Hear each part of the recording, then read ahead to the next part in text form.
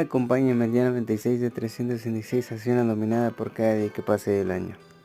El día de hoy, muchachos, me costó algo de hacer el reto. La verdad es que me tardé más o menos 15 minutos para poderlo terminar, pero era por la presión, porque pensé que iba a llover y al final no terminó lloviendo. Bueno, hasta ahorita que estoy narrando este video no ha llovido, pero espero que sí pueda llover en muchos lugares, ya que pues como han visto ha estado muy calurosos estos últimos días, e imagínense cómo va a estar en verano.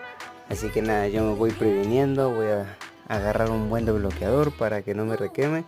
Y nada, muchachos, ustedes también usen bloqueador, hidrátense bien, salgan a caminar tempranito. Obviamente sí, salgan al sol, es necesario, es bueno, pero no lo hagan a horas tan donde el calor sea tan intenso o el sol esté en la peor posición posible.